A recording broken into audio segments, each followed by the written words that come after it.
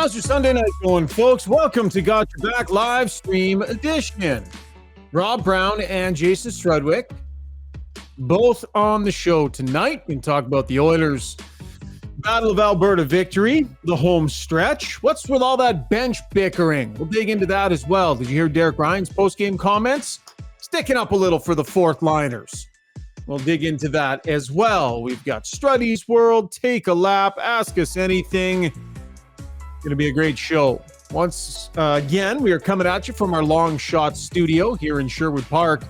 Experience the best indoor golf and sports bar in Edmonton and in Sherwood Park.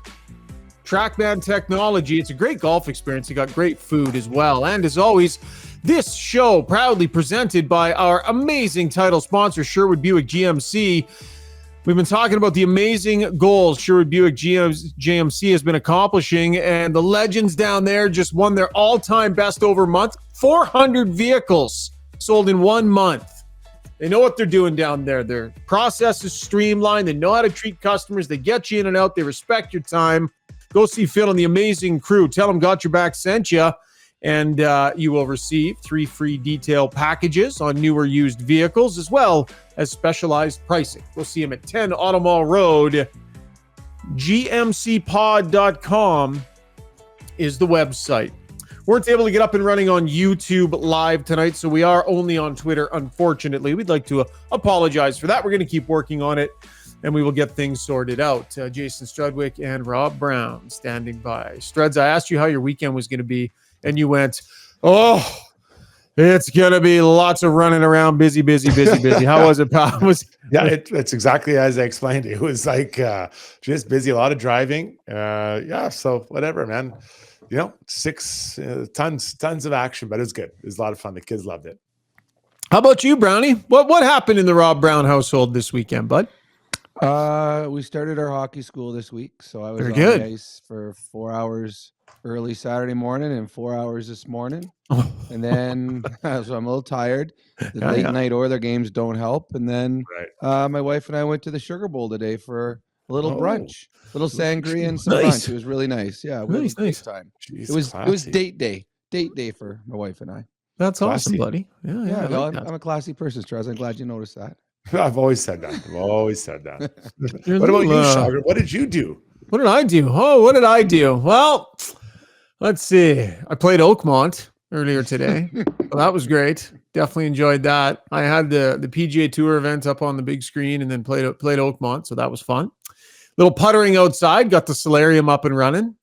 So the solarium is now ready to roll. We had friends over, played a little Settlers of Catan in there this afternoon. Mm-hmm. And then a spaghetti dinner, and then another 9 holes with my buddy in the sim tonight before the pod, bud. Well, I had the hockey games on, so pretty solid day. I'm not going to complain, man. I played Oakmont today, Struds.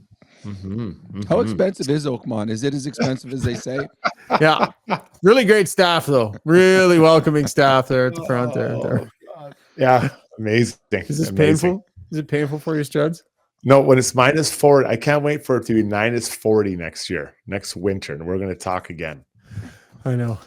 Brownie, we need to get you. Steve, how are we feeling about Brownie's framing there? Like, they got the mic coming in from the side. He's stuffed way into the corner of his frame. Like, come on, Brownie. There you go. There we go. Looking good. All right, I got my wrong glasses on. I can't see nothing. I think you guys are on the screen. The TV's small. It's been a tough day. The early mornings have you all disheveled, bud. I'm a little disheveled. You need an afternoon nap. Are you a good napper? I don't nap. I only napped when I played. I don't nap now. I feel like I'm missing something if I'm napping. Oh, yeah. No, and I know I'm not, but I do feel that way. The value of like a 40-minute weekend nap is a beautiful thing. Like, it's just a beautiful thing on the weekend. Struds, I imagine you probably didn't have time. Wasn't a lot of napping going on. No, I wasn't. I was just driving. I just drove around. I think a couple of times I did catch 20 winks on the highway. Oh, geez. What happened to the last 20 kilometers? Whoa. Yeah. Oh, goodness. All right, gentlemen. We didn't do a show after last night's game, so we'll talk a little bit about the Oilers and the Calgary Flames last night. A little bit about what we saw on the bench there between Evander Kane and Corey Perry. And lots ahead on the podcast. So let's get to our breakdown, brought to you by Adrenaline Diesel, Edmonton's heavy-duty diesel truck repair shop, specializing in heavy-duty commercial truck and trailer, repair performance, tuning and parts sales. 7 bays they have at their facility and a vast dealer network. They got a highly reviewed customer support team, professional diesel mechanics ready to assist you with all of your needs. Visit adrenalinediesel.ca. So 2 nights ago, we saw the Colorado Avalanche kind of running out of steam on the second night of back-to-backs. And last night, it was the Oilers' similar situation, Brownie. All in all, as much as it wasn't pretty, what did you think of the performance on the second night of back-to-backs? I think the Calgary Flames, for the most part, were the better team in the game. But I think that what we see, good teams find ways to win. Teams on the outside of the playoff bubble find ways to lose. Last night, the Calgary Flames, playing a really good hockey game, take dumb penalties in the third period. The Edmonton Oilers, whose power play had not produced most of the night, they get a power play late in the game or later in the game, and they score. So they found a way to win. So the Oilers were the more talented team. I think the Calgary Flames were the better of the two teams during the game, but the better team found a way to win the hockey game. Yeah, I think you're right, Brownie. You know, I found myself, as much as I was watching the Oilers, I was kind of watching and evaluating the movements that Connie made. You know, the GM of Conroy of Craig Conroy. Yeah, kind of look at some of the guys, and you know, I know this isn't really what your question was, but my eyes are really drawn to was it Mir Manoff, the guy they got from Vegas. The guy, I you know, every now and then I'll throw on a Flames game. Like I don't watch as many of the teams that are out of the playoffs at this time of year. It just doesn't make a lot of sense. But you know, this is the second time I've kind of seen him play. He's a good player. Like that guy can really move, makes good plays. And especially when you think about, you know, what it was, they got the draft pick, they get Mir Manoff. And I remember thinking, you know, why do you trade for a 26-year-old defenseman who hasn't really played in the NHL and then sign him? And he looks good. Like there's something there. Then, you know, some of the other guys that they've picked up, you know, it was in earlier trades or whatever. But I know that was in your question, but I did find myself watching the Flames guys as much as I did kind of the Oilers Brownies. The game kind of went on. I agree. I thought, and actually, it was a very entertaining game. Yeah, I mean, you think about it. It's an Oiler team playing 3 and 4 nights, a Calgary team on out of the playoffs, nothing to play for.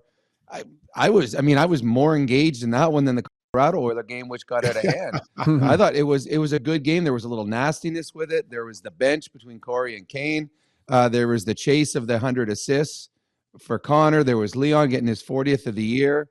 I thought it was a lot of fun. It was a fun Saturday night Battle of Alberta hockey game that I had no expectations at all for.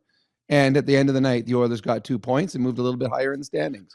It's kind of sometimes, Struds, if you only manage to throw your B-, C+, C game on the ice, kind of becomes a skill, becomes something that as a group you learn how to do to still peel out wins on nights where clearly you just don't have it for whatever reason, whether it's a back-to-back, whether it's one of those nights where things just don't really, you know, and I think the Oilers have become a pretty good team at peeling points out of games where they clearly haven't brought their best stuff. Yeah, and they have. And I think that, you know, we didn't see them beat themselves as much last night as you know, maybe in past. You know, there was a penalty you'd probably like to have back, but for the most part, I think they're trying to manage it and trying to just keep the puck moving forward. And, you know, if you go the night before with Colorado, you know, Colorado tried to hang in there and kind of play the faster game, and they ran out of juice. Like, let's just call it what it was. And for the Oilers, I think what they did is they just kind of, and not that it was the same type of travel at all, but I think they just kind of managed the game, kept trying to mostly make the right plays. And then, you know, eventually if you do that for 60, you get a couple of power players, Brownie said, and your skill does take over. Brownie, that was a tee up for you. Did you miss that? Did you fall asleep? Well, no, I wasn't sure what was going on. I thought there was something on your ceiling. I actually looked up at mine to see, wait, what's he looking at? Oh, no, I looked up at the schedule. I took a quick look at the schedule. Sorry if I distracted you. No, I agree. I agree with Struds. I thought the Oilers are good enough that they don't always need their A game. And no team in the National Hockey League has their A game every night. Dallas just lost to the Chicago Blackhawks after spanking the Oilers. So the Oilers played smart enough. And let's give credit where it's due. Calvin Pickard was excellent in this hockey game. They got another quality start from a backup goaltender. It just a confidence builder for this organization, this team, knowing that if, God forsake, anything happens to Skinner come playoff time, they've got a guy that they believe that can win the hockey games. As Calvin Pickard continues to give him good game after good game. Yeah, and I don't want to jump in and take over, Shogger, but let's talk about please that. do. Like it was an alternating, right? So, we'd kind of talk about what's the goalie play out going to be. And they went, 1-2-1-2 kind of thing. And I love this. Now they have 3 days off and it gives Skinner more time. And again, it's I'm doubling down on the rest or not getting too fatigued.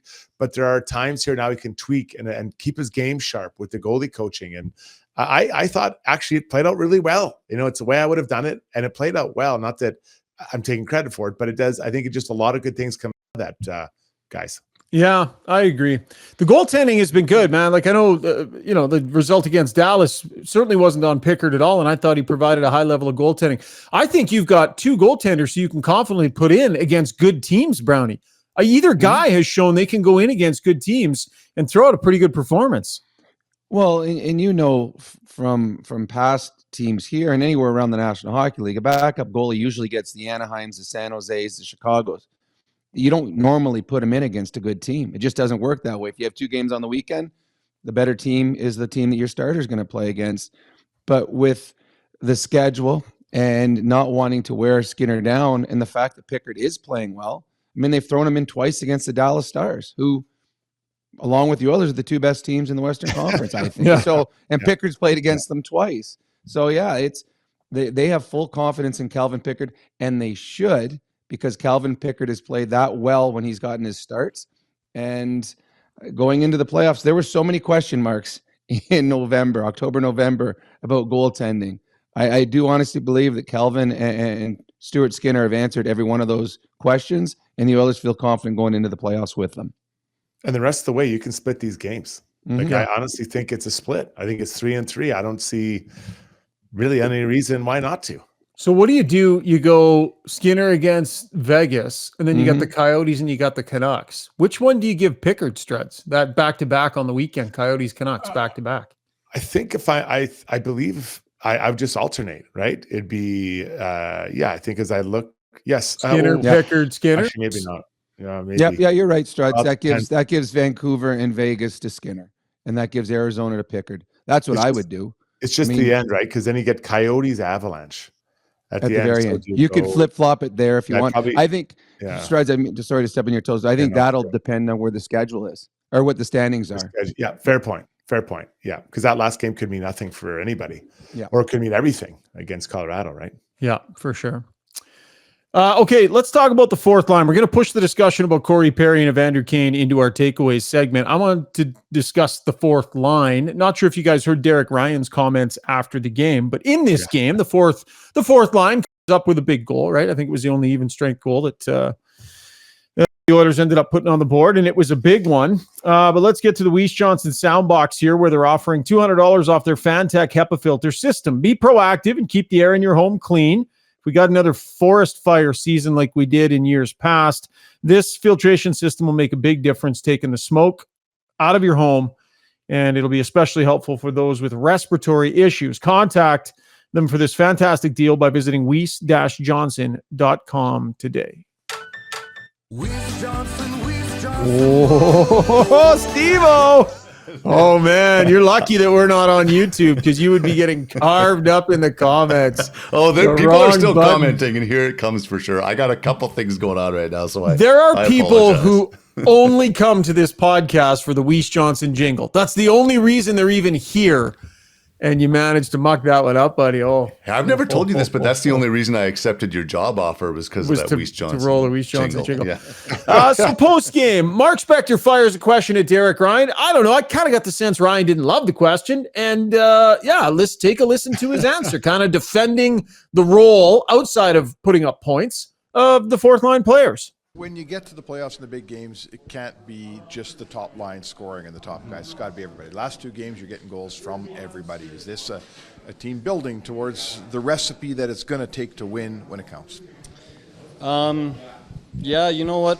What comes to mind when you say that is everyone wants to talk about goal scoring, and I think that the third and fourth line have to do a good job of a lot of other things that don't go on the score sheet. I know that you guys look at the score sheet and you want to see that, but I mean, if the fourth line goes out and draws a penalty and we score on that power play, it doesn't go on the score sheet. That happened in the third, and you guys don't talk about that, but that's a big shift. Whether it's building momentum in the O-zone, those shifts are just huge in the playoffs. The momentum shifts are massive. And so, yeah, we need to score goals, but it's a lot more complicated than that. Okay. Brownie, I'll let you take that one first, bud. Oh, I love the comments by Derek Ryan. I've been everywhere in the National Hockey League. I've been first, second line. I've played third, fourth line. If the fourth line for the Edmonton Oilers go through the entire playoffs with 0 goals, no points, but they're on for none against, they've done their job because they're an even line. That's all they need to do. And now, as Derek Ryan says, they brought momentum with physicality. They draw penalties. They're all penalty killers. So I sometimes there is a little too much focus on, well, we need depth scoring. Well, if the depth players aren't getting scored on, they're doing their job. If all of a sudden the fourth line gets stuck out against Eichel's line or Kopitar's line, and they keep them off the score sheet, they've done their job. I really like Derek Ryan's answer. He's a guy that's proud of what he does as a fourth line player. And it's funny, on our show with Reed Wilkins on Ched, we had a caller call in 2 or 3 games ago when Derek Ryan sat out. He actually went through the whole season and marked the games that Derek Ryan played and that he didn't play. And the Oilers' record is much better with Derek Ryan in the lineup than out of the lineup. And he had all the stats. I'm like, well, I never thought of it that way. Hadn't thought to think about it. But I think the fourth line last game was excellent against the Calgary Flames and did chip in a big goal. I love how he advocates for the fourth line. Like, and I agree. I think we all do get lost a little bit. Oh, everyone needs to score. And I get that. But what I want to see, and we've kind of talked about this before, is that can that fourth line tilt the ice? Can they create momentum? Can they create energy? And, people are, oh, we don't like to talk about energy lines. Well, that's what Derek Ryan's talking about, going out there and doing something positive, and you set the table for the next line. And I think it's amazing when a third or fourth line can go out there and have a long extended shift, especially in the second period in the O-zone, and then you can change out some other guys. So now you trap them in their O-zone, and now you put your big guns out there against that. And whether they score or not, a lot of times it ends up taking a penalty or just creates energy. So I love that Derek Ryan advocates for that group. I think he's right. He's very right, but you can't be an energy, or you can't bring juice if you play 5 minutes a night. And that's the problem. That's the reality. As a line, I can't ask you to do a lot. Now, you can kill a few minutes in penalties, but if you play 8 minutes and only 5.5 of it is on 5-on-5, I mean, come on, man. Yeah. Us three could probably play a line and get sometimes the same as regular. You got to get the minutes. You got to find a way to get the minutes. Yeah. I listen, I like his comments too, right? He's advocating for his, for the role that they play and the important things that they do. I mean, he's been drawing quite a few penalties lately, and that stuff matters. I'm going to disagree with you guys a little bit, though. You need a fourth line that can chip in if you're going to win a Stanley Cup. You need offense from them. Not a ton, but you need them to come up with the odd, timely goal. Stanley Cup championship teams get that from their fourth line. They don't get zeros across the board from their fourth line. Okay, what if it's okay. So if they have 4 goals, 4 during the playoffs and 5 against, that's better than being 0-0? Well, of course not. No. Well, so to me, I'm not saying it's better. I'm saying if they give up no goals, if the third and fourth line give up no goals in the playoffs, they've done their job. 100% have done their job. Yeah, I don't know. I mean, yeah, I guess so. If both lines give up nothing, I don't know, guys. Like, it takes depth and it takes good players, and the top guys aren't going to be able to score every single night. You're basically saying that the top 6 is the only line that has to come out on the plus side of it. Everybody else can just be even and high five each other. And if the top 6 isn't plus, you're not winning the games. Well, you're not going to win the game if your top 6 is minus players anyways. Right. But what about the top 6 guys being even one night? And your third line got one for you. Imagine that. Then your power play scores a goal for you. You're always supposed to have the best power play in the league. So now you got a power play goal. So now everyone's even. You get a power play goal or 2, and you win a hockey game. Yeah. I mean, listen, I think you need to have a fourth line that can chip in the odd goal. I hear what you're saying, Brownie. Like, I think the expectation needs to be higher than to just be even. Struds? Yeah, so I would agree with that. But I think, I'll just say, if you're not creating what Derek's talking about, which is energy and momentum, you're not going to score anyway. So just a quick look at Vegas last year.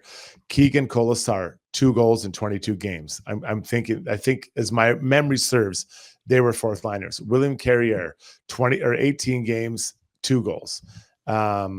I think I want to say, was it Nicholas Waugh? Was he also on the fourth line? 3 goals. So just a quick look here. Those 3 guys together, I think they were the fourth line or parts of it. They scored like 7 goals in 22 games. That's like major. Yeah, That's major. But And I don't Derek think that's Ryan's got crazy. 1 in his last 28. It's not crazy, but that's contribution. Yeah, but so I'll just say it again. Keelan Golisar, 22 goals or 22 games, 2 goals. Yeah. So is Derek Ryan that far off it, even though he's only has 1 goal in the last 28? No, I'm just saying. That's what I'm saying. Like they're kind of on that. But He's on that. Yeah, he's not. It's not like he's like those guys. And again, I might be wrong, but off the top of my head, I believe that was the fourth line last year for Vegas. I think it was too. Yeah. So I mean, we're not talking about 10 goals here, right? No, So, I'm not talking about 10 goals either. Yeah. I'm talking about once a series, your fourth line chips in. Or, if once a series, your fourth line chips in, you got 4 or 5 goals by the time you get to the Stanley Cup. And those can be huge goals that mean the difference. No, 100%. But they got to be even or plus players. They can't have a goal and be a minus player. Right. You got a plus minus on those guys, Struds?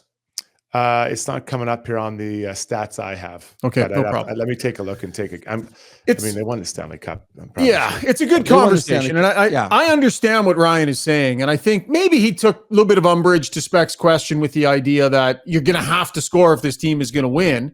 And they have done lots of little things, the work on the face-offs in the defensive zone, work on the penalty kill, all those things matter. All those things are important, and they don't want to be judged strictly by the offensive stats because they don't get a lot of opportunity, and I think that's completely fair.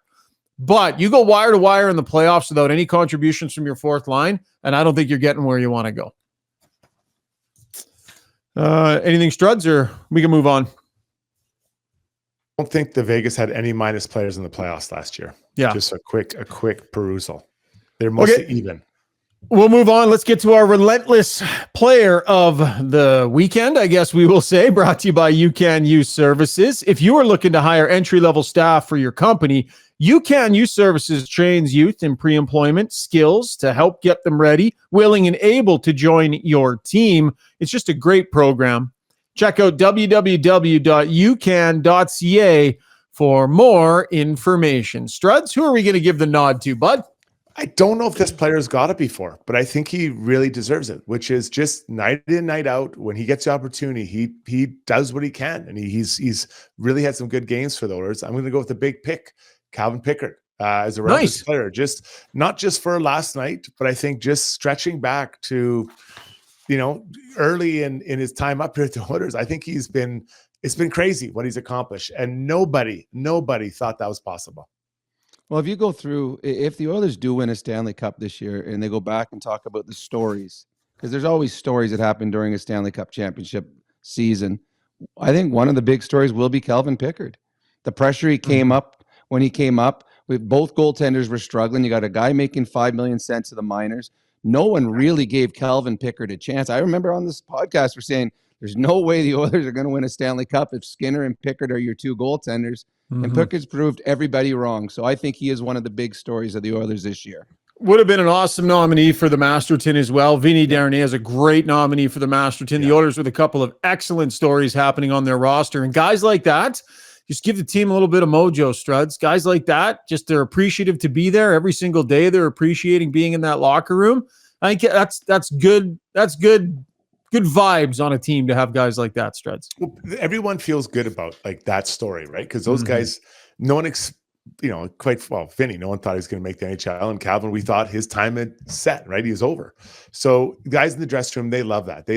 I think it's great. It's a great story. You cheer for those guys. You want them to do well. And even the best part, guys, they're not just doing well, they're contributing. And I think that is something we can't forget. Like, these aren't just call-ups or your 14th forward. Like, they're actually contributing, having an impact on the game night in, night out at a very cheap cap hit, which I don't think we should overlook. Probably both will get, well, one's getting a raise for sure. The other one might just get an extension or something. And I'm not sure that's going to fit with Rodrigue getting the extension. And he got the soup can kicking 5 sheets a year for 3 more years.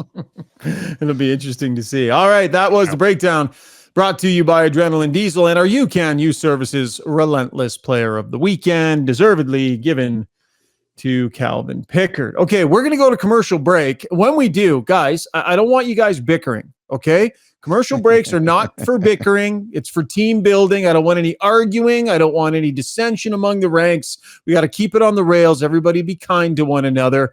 What's with all that bench bickering? We'll dive into that in takeaways next. The fastest growing male grooming company on the planet just got even better.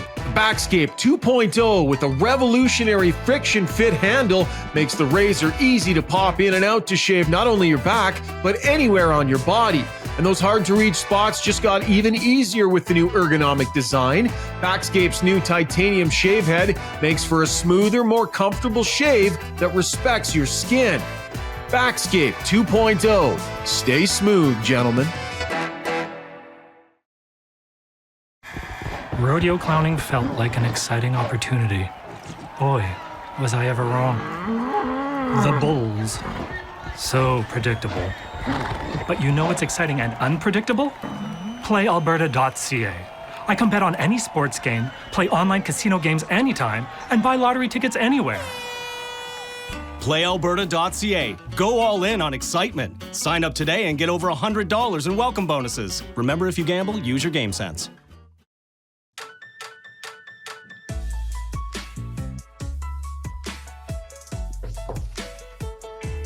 Time now for takeaways brought to you by Martin Motorsports. Whether it's on land, on snow, on water, on the road, they hope you begin your adventure with them, Martin Motorsports. It's your one-stop shop for all the toys for your next outdoor adventure. Quads, side-by-sides, boats, Sea-Doos, motorcycles. Well, they got it all. Their showroom is something else. It's packed full of machines, boats, and accessories. Head on over to Martin Motorsports so you are ready for your next adventure.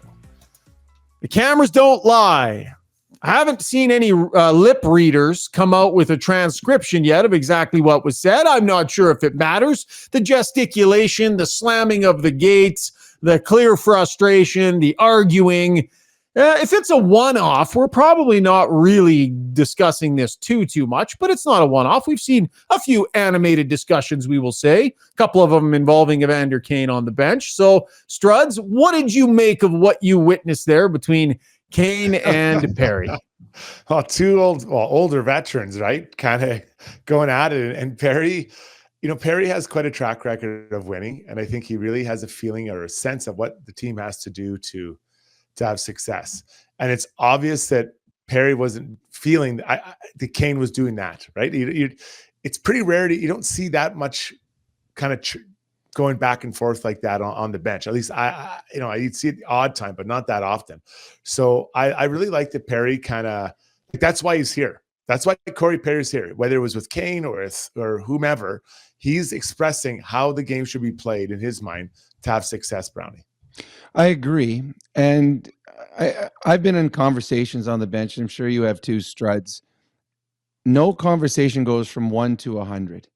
And Corey Perry went from starting a conversation to 100 in the video we saw very quickly.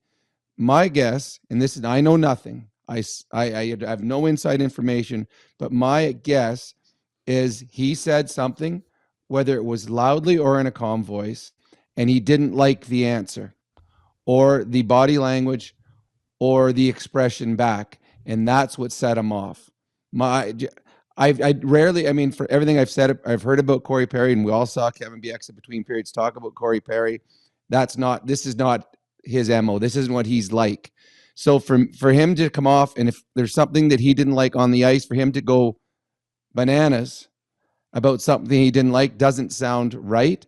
To me, it sounds like, hey, Shoggy, I really didn't think that what you did there earlier was right. Let's see how we can fix it. And then you say something back to me that I don't like. Now we have the conversation getting loud and becoming very animated. So that's what I feel. I feel that something was said that he didn't like after something was expressed at the end of the shift. Yeah, listen, there's no way for us to know Nope. Who had the calmer head in the moment, who flew off the handle on, there's no way for us to know. And it's, what I will say is that I don't think it was just about the turnover. Like it was a turnover, but that turnover gets made. It's not ideal. It's not very good.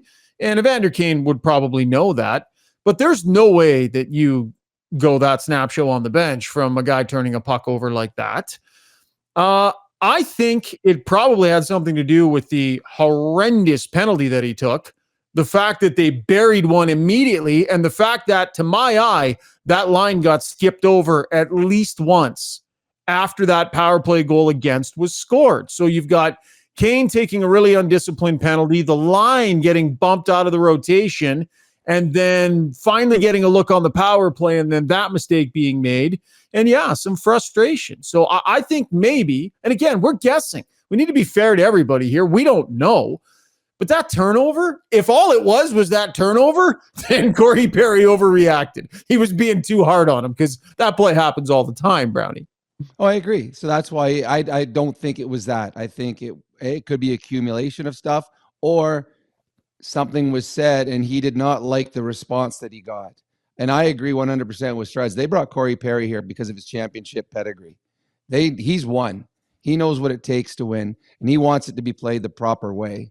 So Corey Perry, probably a little more colorful than we expected.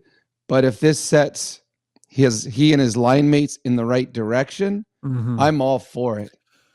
So I got no problem with what Corey Perry did, and hopefully it didn't go on deaf ears.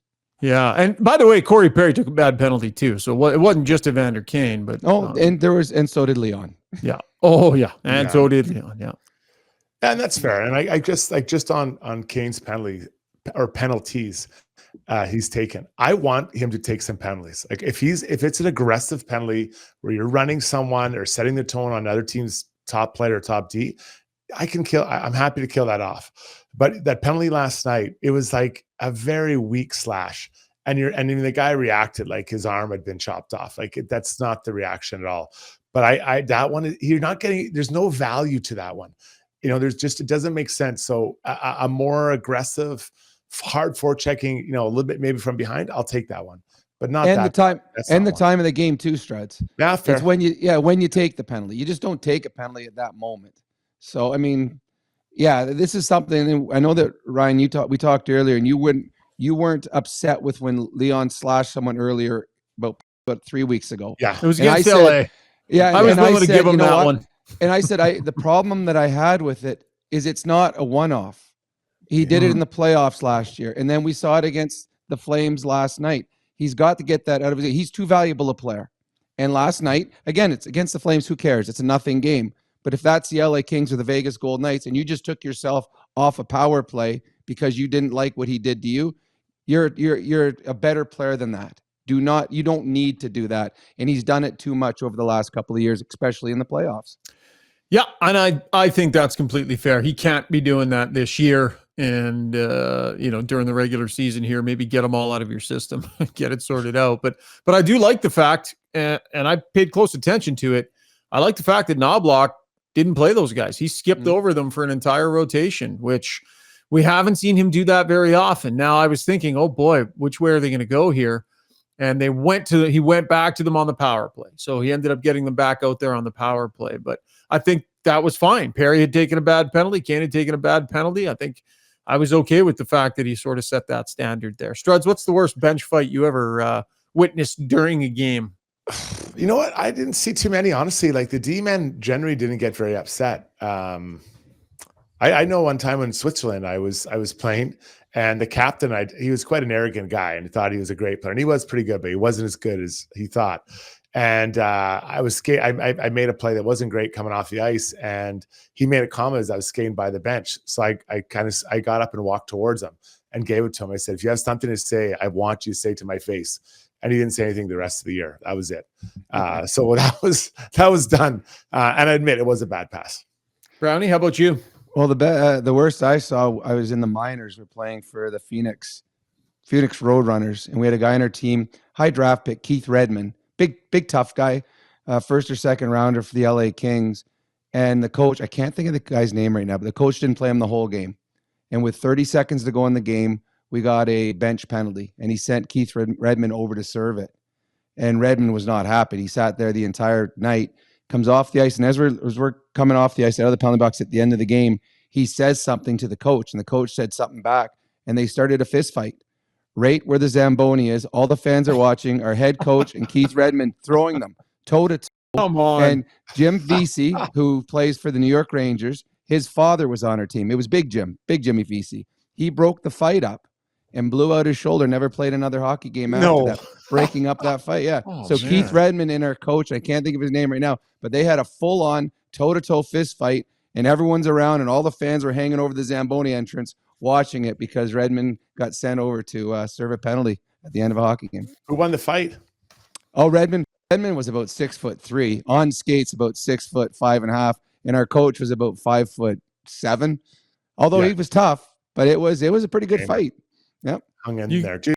He showed up. That's all that matters. You guys see Colin Chalk and Zach Stortini staring each other down the other night? Did you see that, bro? I guess you don't have Twitter, so you didn't see it, Brownie. But hey, Struddy, how was that? I love that. And Storts is like, you want me? Like, it was so good. Like the caveman. That's not the guy I want to fight. Chuck looks like he's in pretty good shape. Oh yeah, but Zach Stortini is not the guy that I want to pick a fight with on the bench. It was beautiful. I love when coaches get into it. It's just so good. Who was it the other night? It was Green and Laviolette. Yeah. That'd be a good one to see that too.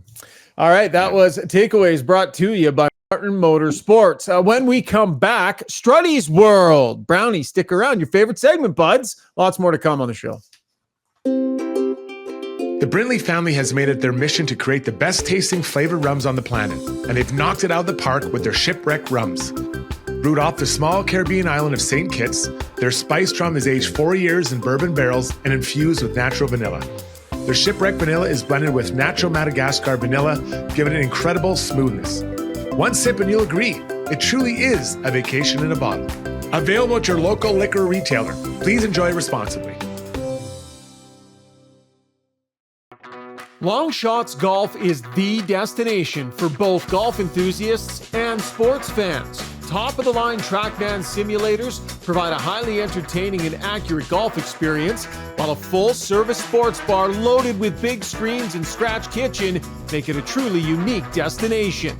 They have locations in Sherwood Park and Edmonton. Experience the best indoor golf and sports bar in town. Visit longshots.ca. That's longshots with a Z.ca.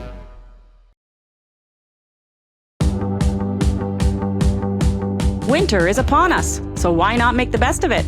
Marmot Basin Ski Resort is where it's at. Ski half price every day, no blackout periods. Pick up your escape card for $99 and make winter fun more affordable. Half the price, all the powder. Get yours at www.skimarmot.com.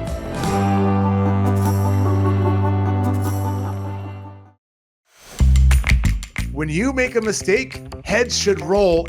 It's not right. And I'm here. Someone has to put their foot down. Now that I say it out loud, it does sound a little crazy. Gotta look good.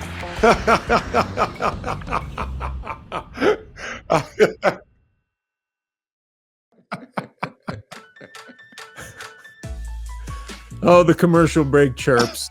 The commercial break chirps. One of these times we'll have to record them and play them back. Yeah. Time now for Struddy's World, brought to you by DLR Vinyl Products. They got locations in Calgary and in Edmonton. So, guys, we got a surprising number of watchers and listeners from Calgary. Love it. Welcome to all of our Calgary Got Your Back podcast consumers. If you're a contracting business or a contractor, let DLR help you add vinyl fence to your product line. Everybody wants it because they know once it goes in, it stays in. No sanding, no staining. No painting, no nothing. So if you're an installer, better get on it because people are wanting it. DLR has been going strong since 2005. Visit dlrvinylproducts.ca. Mr. Strudwick, sir, have at it. I've always had a problem with the way that they keep track of, shots aren't maybe the one, but like hits or giveaways, takeaways. It's felt like, especially a few years ago, it was a little bit different from rink to rink. But last night I was kind of pouring through the game sheets and I came across Brady Tkachuk of the Ottawa Senators, 16 hits in one game. Now, this guy played 20 minutes. So that was meaning he's almost every minute he's out there running someone. So actually, someone put a collage together, the hits, and for the most part, they look legit to me. I got to admit. But 16 is nuts. And this guy right now is a raging bull. I don't know if you saw the game. One of the Devils kind of cheekily put an empty netter in there and he chased the guy down. And like, he doesn't remember that Ridley Greig, what he did, the slap shot. Like, he's just like, he's out there and it's like he's out of control. And I'm here for it. I like it. I like what he's doing. But anyways, to get back to the point, 16 hits is pretty great. I think the next highest guy had 4. I may be wrong, but that's what I remember. So anyways, guys, congrats to him. 16 hits. I think that's absolutely incredible. I don't know if that record will ever be broken unless Cal Clutterbuck goes back to Minnesota, where he got a hit if he was looking at someone else who was hitting somebody. That's how many hits that guy got. They were phantom hits. The end.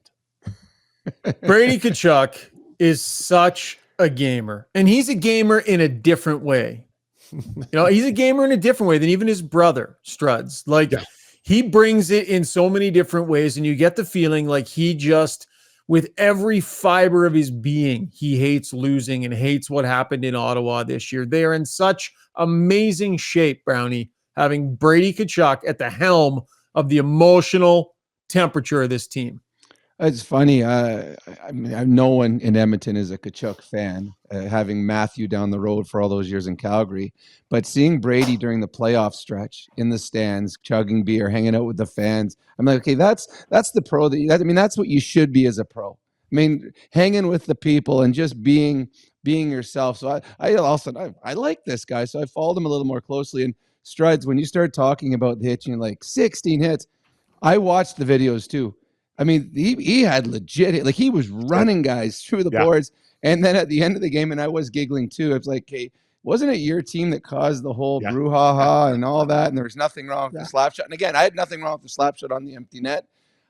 I'm not sure 3 seconds afterwards, you go put the puck into the empty net. I mean, Ottawa's already frustrated. The season's gone wrong. You're asking for it. They have one player on the ice more than you do to start with because they pulled their goalie. Mm-hmm. And he's not. I mean, he's me. He's a skilled player. He's not a fighter. The last thing you want to do is have Tkachuk or someone else coming after you. So I love Tkachuk. I think he is a great, great team leader, and he is fun to watch. I do hope Ottawa turns it around. I really do. They've got a lot of young talent, and I hope that with his guidance as a leader, that they can start going in the right direction soon. I would love seeing Brady play like 20 years ago. He would have been an absolute animal. Absolute animal 20 years ago. I can't wait to see him playing some meaningful playoff hockey. Mm-hmm. Like that's gonna be tons of fun. Yeah, he's a heck of a player. That was good Struddy's World tonight. I agree with you. What a performance from him. That was interesting. By the way, Struds, did you see Pizzetta fight Ryan Reeves the other night? No, I didn't. Did you see it, Brownie? Yep. So did you see? So basically what happened is Pizzetta hits. Do you remember who he hit? No, but it was in the corner. Yeah. Maybe. Was it a little bit late, Brownie? Was it a little late?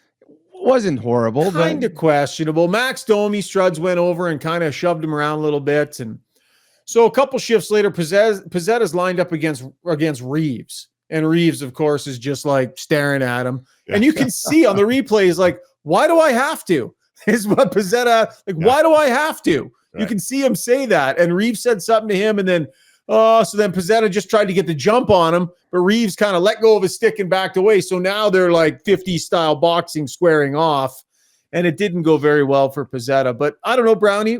I was thinking, do not fight that guy. There is no need for you to be fighting that guy. The hit was not that bad. Don't let honor get in the way of this thing. You don't need to fight him. Well, again, if it's a clean hit, Ekholm said it the other day, the best. If it's a clean hit, you don't have to fight. I mean, if you do something stupid, then you have to stand up.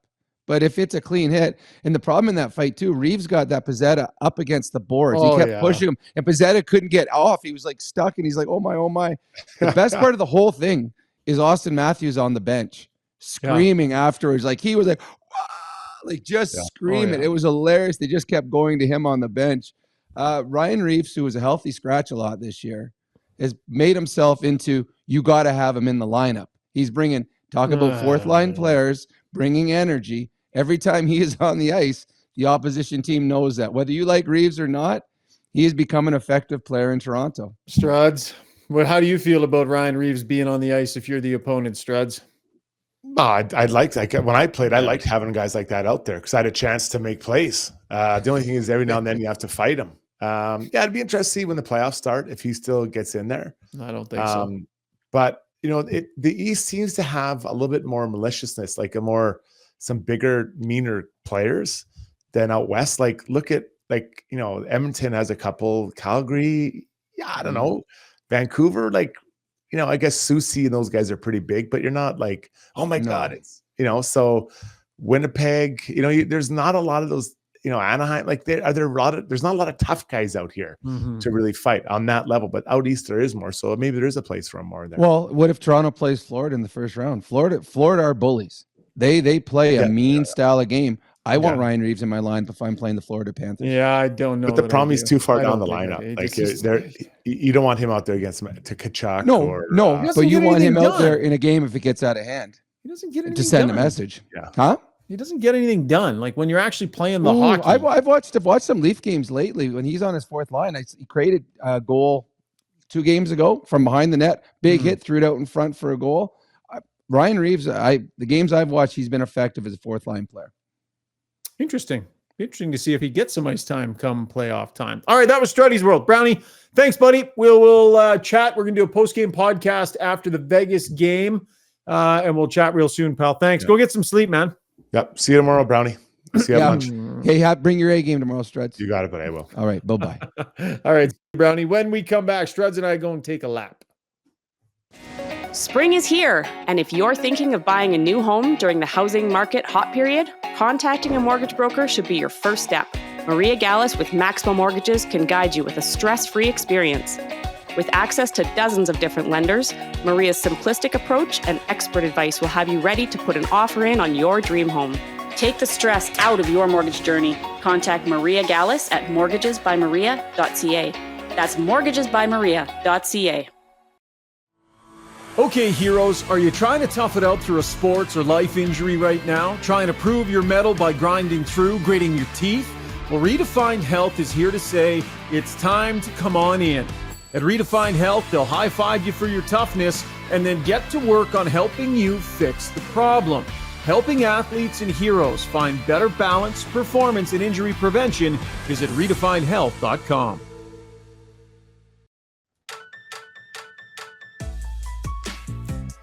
Time now to take a lap, brought to you by Backscape, the fastest growing male grooming company on the planet, and they've gotten even better thanks to their Backscape 2.0. The new friction fit handle lets you effortlessly snap the shaver in and out and touch up the rest of your body as well. Why not? The new titanium shave head gives a smoother, more comfortable shave that respects your skin. We got a deal for you. Promo code GYB10 gets you 10% off advanced and deluxe kits. That's promo code GYB10 on their website, backscape.com. That's BAKscape.com. Backscape. Stay smooth, gentlemen. Struddy. That's the time of year we start watching what happens with all the teams and kind of jockeying for position. And the New York Rangers put themselves in a pretty good spot. A win today. They have 4 games left. They have 110 points. The Bruins have 107. And then out west, we've got Dallas Stars with 105 points, and they have 5 games left. So at this point, it feels like the Bruins Rangers kind of jockeying for that top spot, Shocker. Yeah. Rangers, interestingly enough, play the Islanders twice. So I'm sure the Islanders will try to push them back. Oh, yeah. But it feels like it'll be an Eastern Conference team that is President's Trophy winners. Whether that matters or not, debatable, but I think it's important for to have that home ice. Yeah, too far for Dallas to go, I think, to get there. Rangers have won 8 of their last 10, playing some real nice hockey heading towards the playoffs. The Bruins have rattled off 4 straight wins. On the other side of the ledger, as we're talking about these playoff chases, man, it's really come unraveled with the Philadelphia Flyers, the sheer number of games they've been losing. Sidney Crosby and company are putting on an incredible push to try and get themselves there. They're 6-2-2 in their last 10, but they've rattled off 4 straight wins here. So it's really something out east, especially. Yeah, it's a good thing. And I think I'd love to see Sidney Crosby get in there. especially after they made the trade, the Gensel trade. But let's be honest. Like if let's say they make it and they play the Rangers in the first round. Yeah. Probably going to be a pretty short visit. Now, I suppose anything's possible, shocker, but the way that Rangers team is playing, I don't think it'll be a very long visit. What is it? What did Sutter call it? Like, 7 nice days in April or something, or whatever. Yeah, it'll be a quick 8 days or something. Yeah, or what, I can't remember exactly what his quote was. Talking about the Avs, right? Whoever had to play the Avalanche. Yeah, and he was right, obviously. But and I don't know what the Rangers are as dominating as the Avs were 2 years ago. I wouldn't put them in that category. But I just look at Penguins, I love Sidney Crosby. I've always loved the way he plays, but there's just not enough there. I don't think, not depth. Biggest differential in the league is the Dallas Stars, though. Plus 60, the Dallas Stars are off the charts. Their goal for and against differential. Yeah. And then go to a Friday night, and we talked a bit about it, but Mikko Rantanen, that hard hit from Ekholm, and he didn't come back from the game, and he's a big issue, big part of their team, and he was put in concussion protocol officially, and he's not playing tonight against the Stars, but I don't know how long he's going to be out.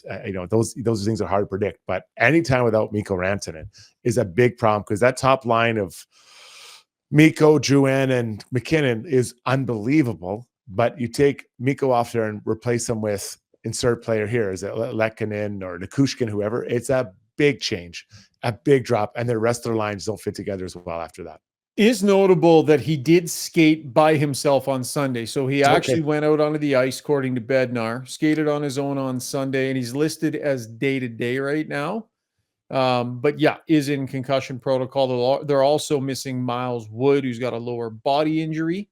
Of course, they added some depth at the trade deadline and sort of to try and insulate themselves against the potential for injury. But they're still playing for something, Struds. Like, they're not completely out of it here, trying to catch Dallas and trying to grind away. So that is a tough potential loss for them. And Matthias Ekholm playing some big boy playoff hockey. Oh, you need to see some of those hits in the playoffs, right? You need to, not that I'm advocating hurting people, but you have to make other people have bad days. And that made Mikko have a very bad day. Scotty Knows says, waste of 8 days was the quote he believes. There you go. Sutter. A waste of 8 days. All right, that was Taking a Lap, brought to you by Backscape. When we come back, Steve's been compiling all of your comments on the YouTube, on Twitter stream, I guess. So we'll get to Ask Us Anything after a very short break and a message from Belvedere. For over 60 years, Belvedere Golf and Country Club has been delivering a high-quality golf experience to Edmonton and area. This beautiful private club, located on Highway 21 just south of Sherwood Park, occupies 160 acres and presents a challenging yet adventurous 18-hole design. A beautiful clubhouse, fully stocked pro shop, and warm, friendly staff truly make it feel like you belong to something unique and special. Visit www.belvederegcc.com.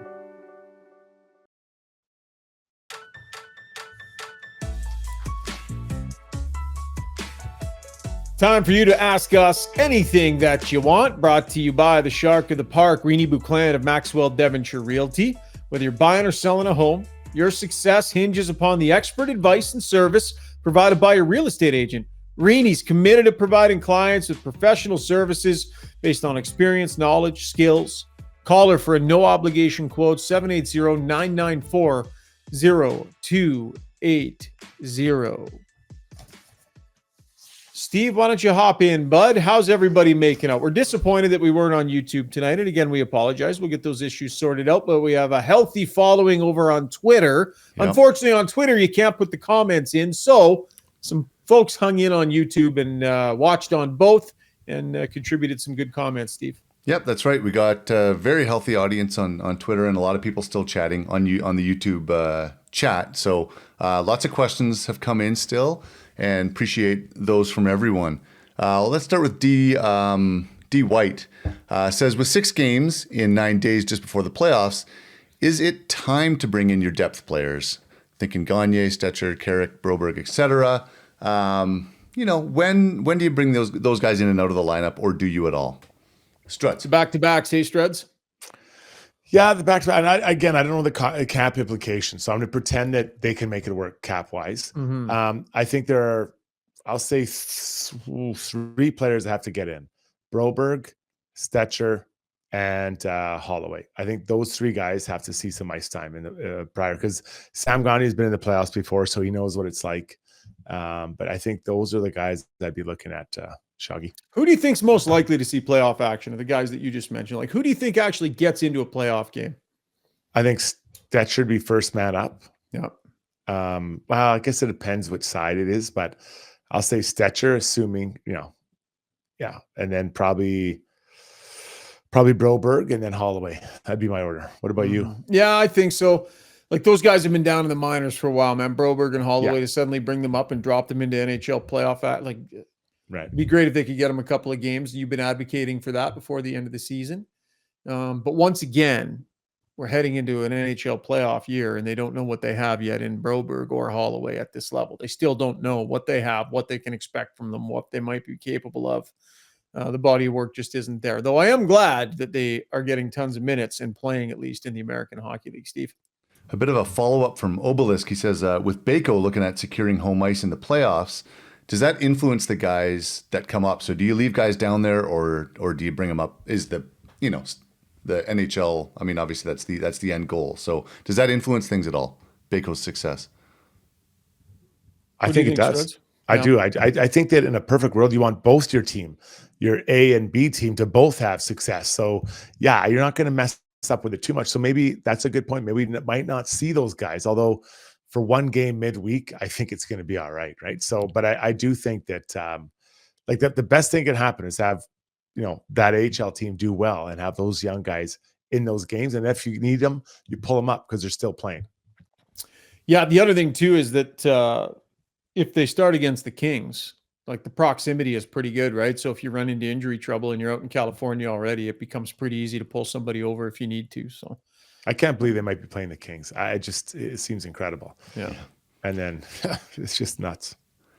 Shane Matheson says, stat of the day: the last two games when Janmark is on the ice, 0 shots against from opposing teams. Some love for Janmark.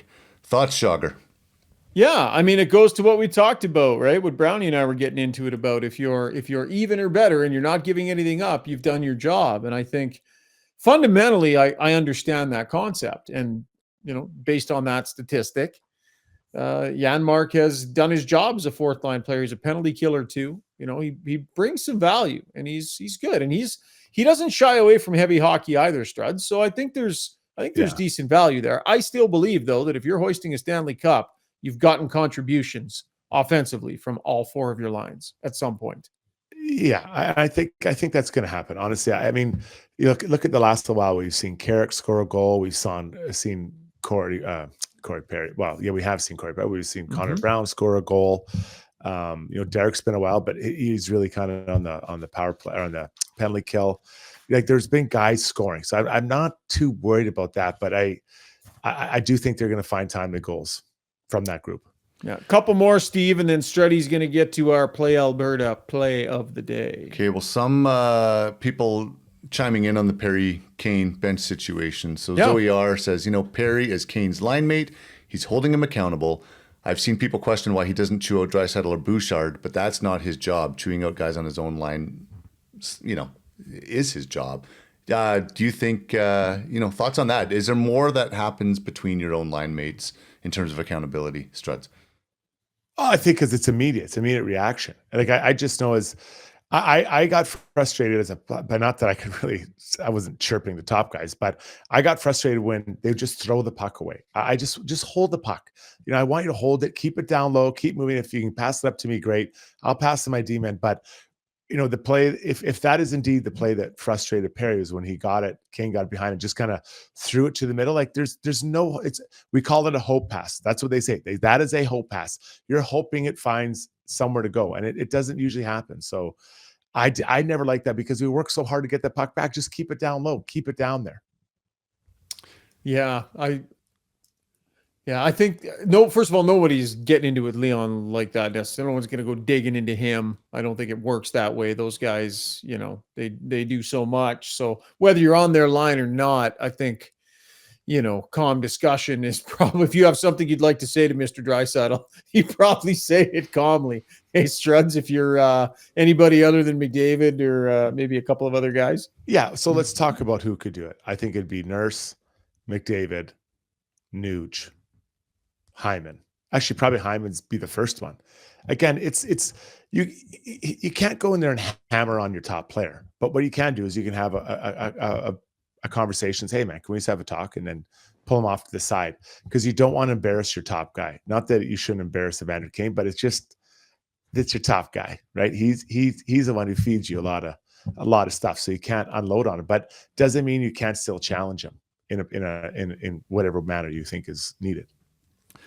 Okay, Marku asks, what's the appropriate balance between resting players for the playoffs and, trying to get 2 points for every game, securing home ice advantage or whatever it is that we might be trying to do for the playoffs here. So how do you work that balance? Because it's been a tough schedule. It's a tough schedule coming up, and, guys are going to be tired. Guys are banged up. So when do you rest guys? How do you make that call? Struts. Well, you have to know. So who is indeed banged up? Is someone got a lingering hamstring issue, or groin problem, or their back problem, or whatever it is? Then I pull them out. Like I'm like, hey, this guy's taking a couple of days off because you want to try to hit the playoffs as healthy as possible. And the Oilers' season kind of is runs pretty deep this year. Then they'll start it up. Like, they're not going to have a big chunk of time. Like, I noticed I think some teams finish on Monday, and the Oilers aren't that lucky. So I do think that they need to identify who that problem or who has a problem, and then give them a break if required. And as far as the tired, they're trying to wind it down. I'm really focused on the goaltender, because I think that's a really important one. I don't feel like the Oilers have overused or overplayed any players this year. I think it's been a more collective. We might see these next handful of games really try to run 4 lines just to get the bottom guys kind of more ice time, but also just give those top guys a little bit less juice prior to playoffs. I don't know if they'll just flat out rest anybody for rest purposes, but I agree with you, Struds. Anybody's got anything lingering, anything nagging, like Zach Hyman probably is hobbling around pretty good today after that Evan Bouchard clapper deflected off someone's leg and into little things like that. We might see the odd scratch where we are like, oh, and it's probably them taking care of those little bumps and bruises. Steve, I was going to get to one there that said a little bit off topic, but what's the latest on the Oilers GM situation? That coming from Zoe R. It's a great question. I think there's probably some work being done on it behind the scenes. I think they're going to try and stay pretty quiet about it through the playoffs and not want to distract. But there has to be some work being done behind the scenes, Struds. It's an incredibly important position that needs to be filled. My sense is it's not going to be Ken Holland continuing. And so who's it going to be? This person will help shepherd in the new contract for Leon Draisaitl if there's one to be had. Negotiations with McDavid's camp. Although, yes, of course, Jeff Jackson will be in the middle of that stuff as well. Really important position that needs to be filled here, but they're probably not going to want to be too noisy about it. You got to get a list. You got to have a list. Like, they got to start figuring out, what do they want? Like, they want a guy who's never done it, never been a GM before. Is that the move? Or is there someone who has lots of experience, maybe not in a manager position? This is an interesting one, because these next few years are going to be really important. It does help that Jeff Jackson is the president. And I just can't believe that he would have taken this job without knowing what Connor McDavid's thinking. I know that people don't want to say that. I don't know, man. I don't think so. I don't know. I maybe, and this is a discussion for way down later, but I do feel that I can't believe it. It's not that much further down the road, but they got to get through the play. If they win a Stanley Cup, let's say they win a Stanley Cup this year or next year, I think you're like, okay, well, whatever, all bets are off. Like, let's just, maybe they leave, maybe makes them stay. I don't know. But so that's why there's a lot of variables, but I just can't believe he wouldn't have thought or discussed it with Connor. Mick Foseidel throwing the name Brian Lawton out there. Interesting. All right, Steve, last one, buddy. Then we're going to land the plane. Okay, let's go with a comment from Obelisk, who said, is this the best goaltending duo we've had since Fuhr and Ranford shared the net? Can you guys think of a better duo that we had? What I mean, I know that's a big statement in a small sample size. Who did Joseph have, and who were? I'm trying to remember now. Some of those. It's pretty unfair. It's a little bit unfair to go through it, but I think that, they're doing really well, right? They're doing really well. Yeah, I'm gonna say no, it's not. Like Skinner is very, very good, and he's had a very good year, and all of those things. But no, Bill Ranford is pretty good. Like Cujo, the thing is when you're talking about the high end, like Cujo was so high end when he was here. Yeah. So it's a tough, and I think it's a little bit unfair question actually. I get what they're saying, but I think the duo is working really well, and it's very, very unexpected. Now, I think it's interesting is what happens next year. And again, this is another conversation for later. But with Olivia Rodrigue, you've got Campbell, you've got Pickard, who's deserves probably another contract, and then can the Oilers afford him? I'm not saying he's going up to $5 million, but maybe $900,000 won't be enough next year. I don't know. So I it's lots of fun things to talk about after what we hope is a deep run in the playoffs. You got to throw Dwayne Rollison out there too. Took him all the way to a Stanley Cup final, if you recall, right? Skinner has not done that yet either. So I think the point is Oiler fan feels good about the goaltending right now, Struds. But there you go. Yeah. The backup for Rolly, though, that might have been Markkanen and Conklin. They had 3. I know, but that, yeah. Could have been a little. I'm not sure to put that group. Stress. Yeah, I'm not sure. Yeah, not to be mean, but all right. That was Ask Us Anything, brought to you by Rini Bouclan. And as we wrap up the pod tonight, it's time to bring you our play of the day, brought to you by Play Alberta. Now featuring hundreds of player props for the biggest leagues on the planet: football, hockey, basketball, baseball. You can bet on it all. Deposit today with the promo code GYB50 and get a $50 free bet. Visit playalberta.ca. What's the play of the day, Struds? Well, we're talking about McDavid, Kucherov, and McKinnon, the amazing seasons they're having, and they have. But I don't hear a lot of people talking about Panarin. He got 115 points. This guy's probably going to bang out 50 goals. He has 48, and he's got 60, nearly 70 assists. And he's having an incredible year there. And these are well above he's never been in triple digits for points. Quite frankly, most people haven't, but he has it for sure. So pretty awesome. Artemi Panarin, I think he had 3 or 4 points tonight against Montreal, but they still count. Artemi Panarin. That guy is a gamer. Can't wait to see him rocking and rolling at playoff time. It's going to be fantastic. The Rangers. Lafreniere is coming around, right? Remember him? It was like, when is he finally going to find it and get going?